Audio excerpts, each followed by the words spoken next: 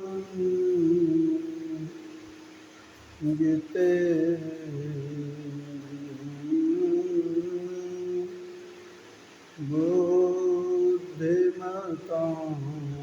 वरिष्ठं वातात्मजं वानरयूथमुख्यं वीरावधूतं शरणं प्रपद्ये।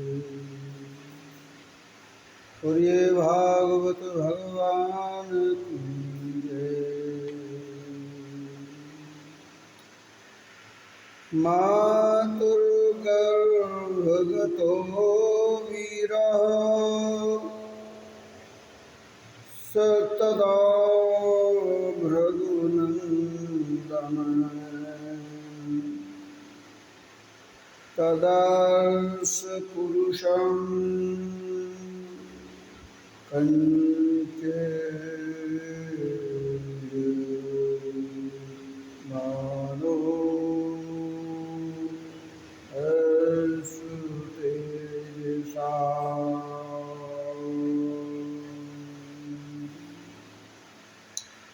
सूत जी महाराज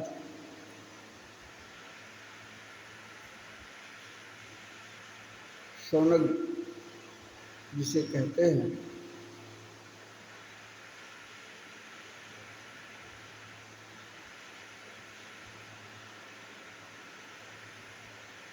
जब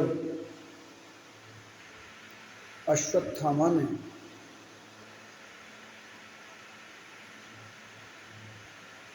ब्रह्मास्त्र का प्रयोग किया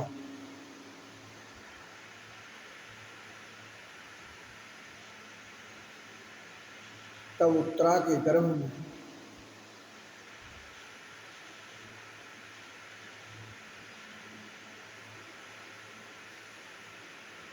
राजा परीक्षित का बचाव भगवान श्री कृष्ण की कृपा से हुआ है।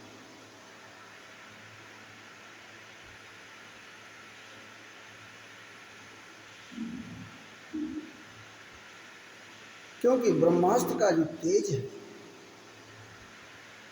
वो गर्भ को जलाने लगा, लेकिन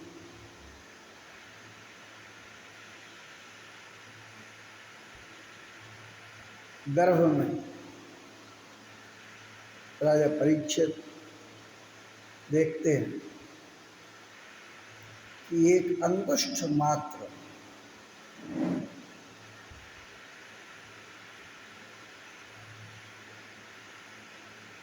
एक तेज है, एक ज्योतिमय पुरुष है। वो ज्योतिमय पुरुष चारों ओर घूम रहा है।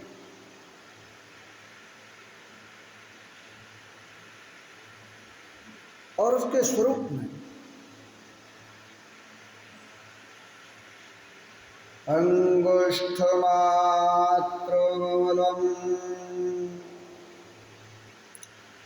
स्फुरत पुरटिभालिनम्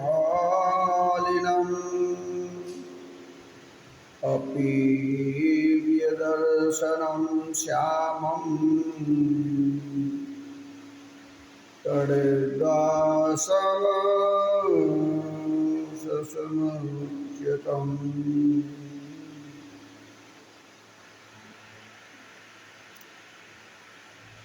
बिजली के समान चमक है, पीताम्बर धारण किए हुए हैं,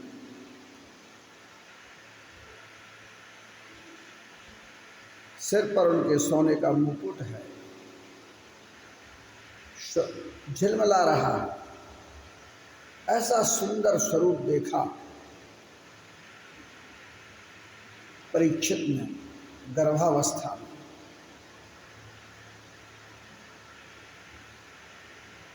इस प्रकार अस्मृतेजा स्वगदया निहारमिव विधवन्ति सन्निकर्षे परीक्षत कायेत्यसौ।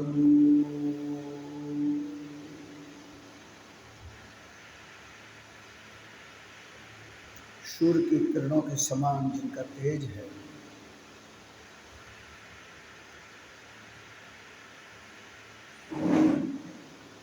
वो तेज जो ब्रह्मास्त्र का तेज था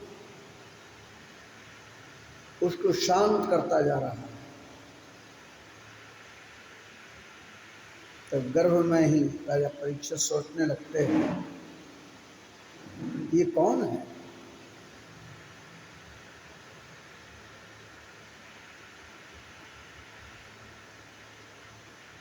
तब वहीं पर भगवान की तो बड़ी कृपा है, भगवान ने उस ब्रह्मास्त्र को शांत कर और स्वयं अंतर ध्यान हो गए। लेकिन राजा परीक्षित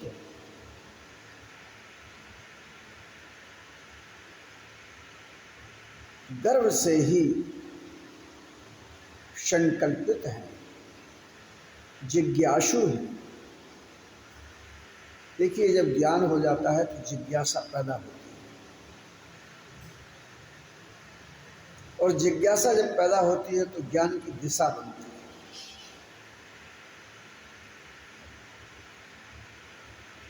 अथातो ब्रह्म जिज्ञासा, ब्रह्म सूत्र का प्रथम श्लोक। कौन है? और यही कारण है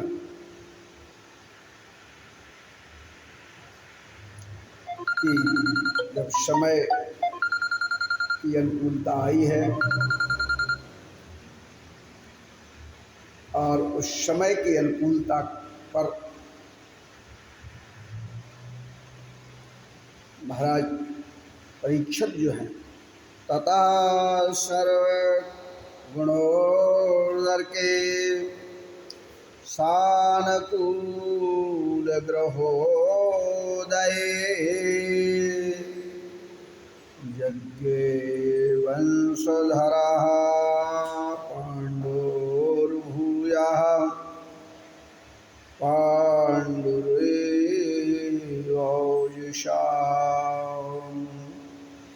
ग्रहों की अनुकूलता, समय का आधार,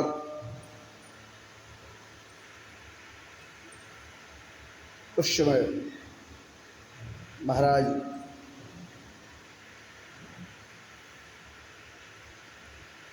पांडु ने ही मानो जन्म लिया। ऐसे जो हैं उत्तरा के गर्भ से महाराज परीक्षित का जन्म हुआ है। मंगलाचरण हुआ महाराज युधिष्ठिर ने। बड़ा योग्य समय जाना है।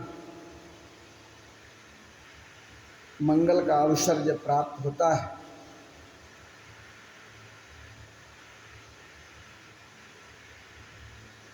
कहते हैं ना, मूल से ब्याज प्रिय होता है।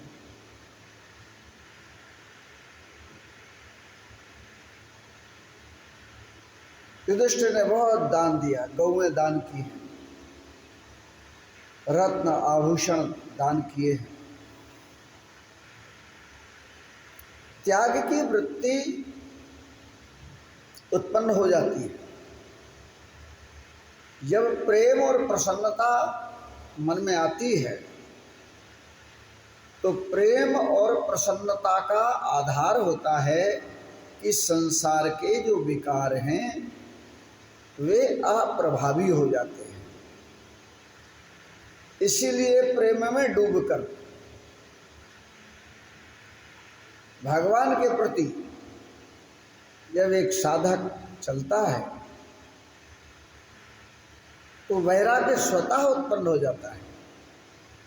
वैराग लेने की कोई आवश्यकता नहीं है।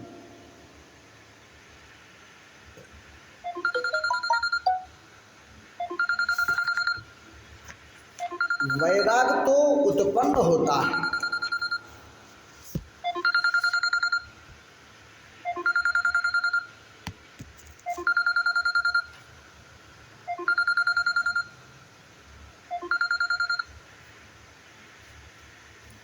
वैराग जो है वो उत्पन्न हो जाता है।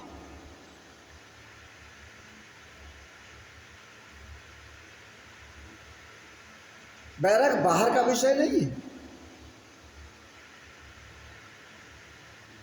बाहर से सब कुछ छोड़ दोगे तो क्या वैराग आ जाएगा? शरीर छूट जाता है, घर परिवार छूट जाता है, तो क्या वैराग हो जाता है? नहीं। वैराग तो भीतर का विषय है।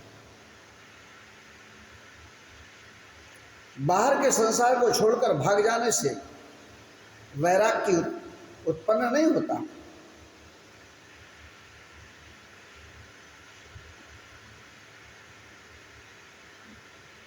प्रेम के स्वरूप में, अंतः अवस्था में, उस सत्य का अनुभव हो जाने पर ईश्वर में प्रेम और आस्था पैदा हो जाती है और तब वैराग अपने आप पैदा होता है। और जब राग नहीं रहता तब उदारता आ जाती है।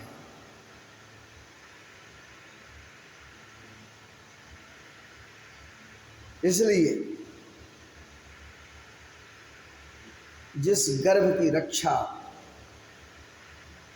पीतांबरधारी भगवान श्री कृष्ण ने की,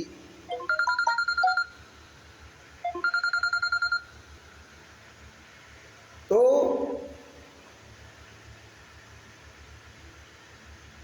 भगवान की उस महिमा को समझा महाराज युधिष्ठिर ने। महाभारत काल में भगवान श्री कृष्ण की महिमा को जाना समझा था, इसलिए उस प्रेममय अवस्था में राग न रहा, वैराग हो गया। प्रेम से उदारता उत्पन्न हो गई, सबको दान दिया है। इस प्रकार से महाराज परीक्षित का जन्म जब हो गया है, महात्माओं ने, ज्योतिषियों ने बताया ये महाराज इक्ष्वाक वंश के भगवान राम की तरह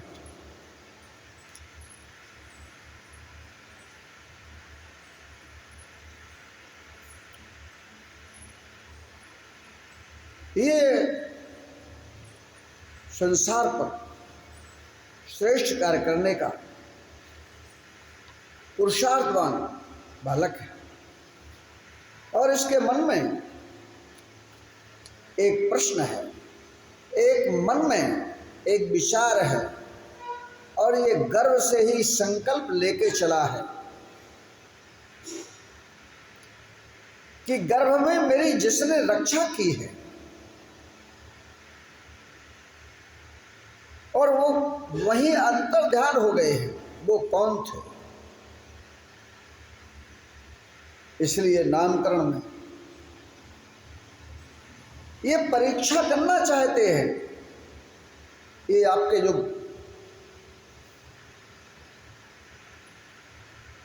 उत्तरा के गर्भ से उत्पन्न बालक, उसकी परीक्षा करना चाहेगा, जन जन में इसको देखने की कोशिश करेगा। इसलिए इसका नाम परीक्षित रखा है।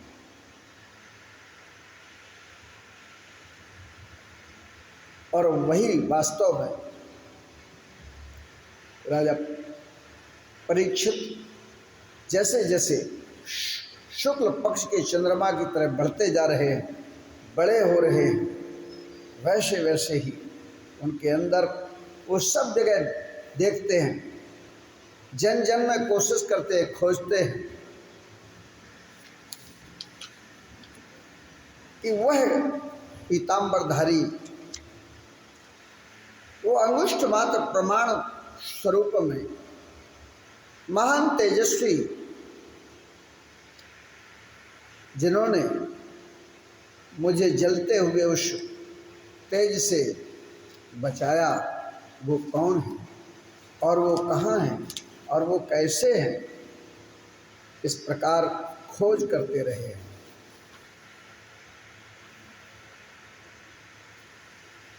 इस प्रकार से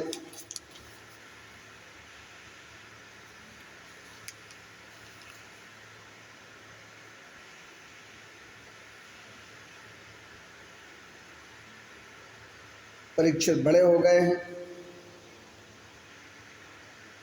और पांडव जो हैं राजा परीक्षित को राज्य दे देते और वो राज देकर स्वर्ग सिधारते हैं। एवं कृष्ण सखा कृष्णो भ्रात्रा राज्ञा विकल्पिता नानाशंकास्पदं रूपं कृष्ण विश्लेषपर्शितः।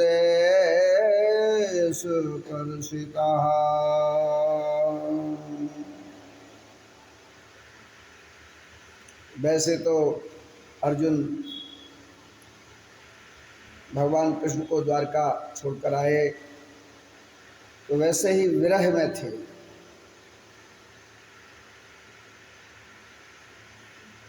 तो बड़ी आशंकाएं युधिष्ठिर को हुई हैं उनको देख करके, आपस में बड़े प्रश्न किए हैं, शंका को शंका आई है, लेकिन अंततः उन्होंने स्वर्गारोहण किया है।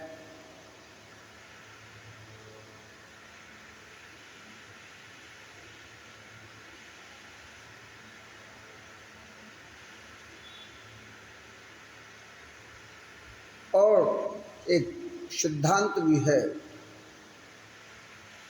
जब वियोग की अवस्था पैदा होती है तो जिसका भगवान से वियोग हो गया हो और ऐसा एहसास कर ले जो कोई कि अगर मेरा भगवान मेरे लिए नहीं, मेरा भगवान मेरे पास नहीं, अगर मेरा भगवान मेरे साथ नहीं, तो उसे सबसे ही वियोग उत्पन्न हो जाता है।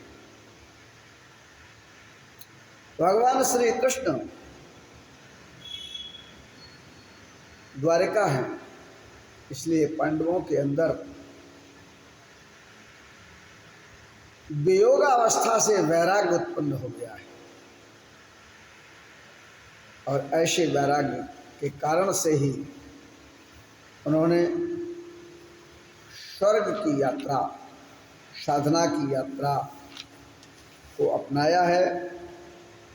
और इस प्रकार से राजा परीक्षित जो हैं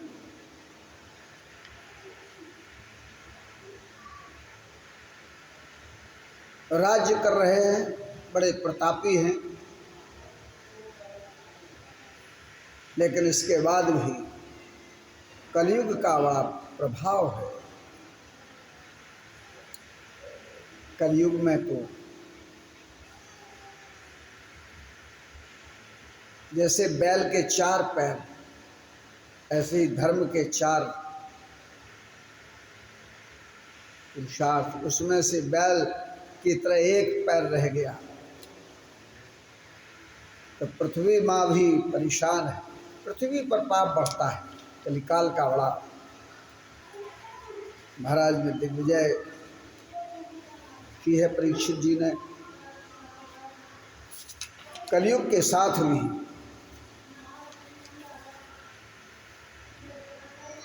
महाराज परीक्षित का युद्ध हुआ, उसमें कलयुग का दमन किया है भगवान महाराज परीक्षित ने।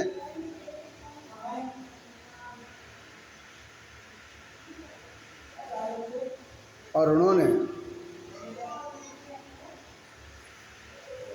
देखा कि कलयुग जो है वो हाथ जोड़ करके खड़ा है और कहने लगा, प्रभु मुझे छोड़िए,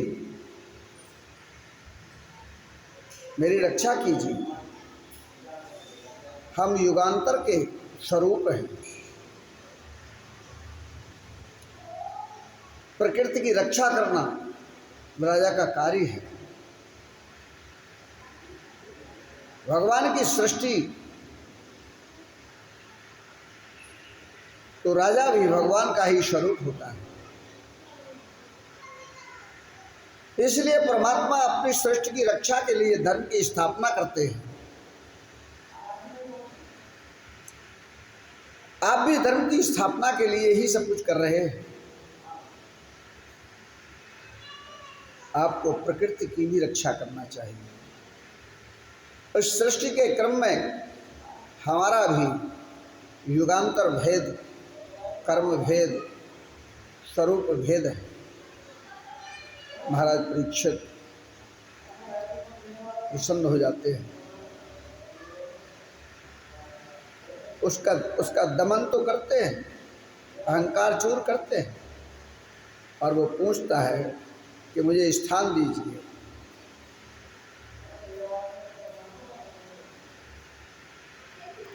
तो सूर्य जी कहने लगे कि उनको स्थान दिए हैं। जुआ है, मदपान है, स्त्री संग है और हिंसा है। ये 4 स्थान, और इनमें सब में असत्य है, मद है, आसक्ति है, निर्दयता है। इनमें अधर्म निवास करते हैं। धर्म सुवर्ण है। इस प्रकार कलयुग के 5 स्थान हो गए।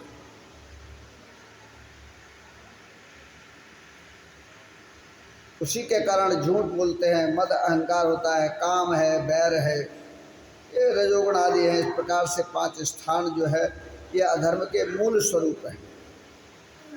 उनमें कलयुग को स्थान दिया है राजा परीक्षित ने। इधर राजा का श्रेष्ठ स्वभाव, ये नहीं है कि राजा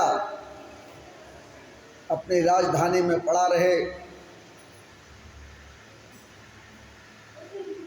और केवल मंत्रियों के आधार पर राज्य शासन चलाए, बल्कि उसे भी समय समय पर जाना चाहिए।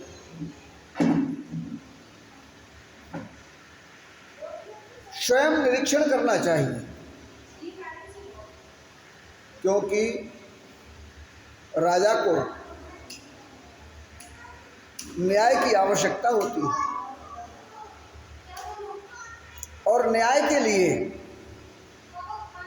सत्य की आवश्यकता होती है, और सत्य को जानने के लिए प्रामाणिकता चाहिए।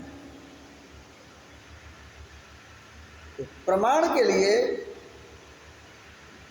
प्रत्यक्ष प्रमाण, अनुमान प्रमाण और शास्त्र प्रमाण। इसलिए प्रत्यक्ष प्रमाण के लिए राजा को स्वयं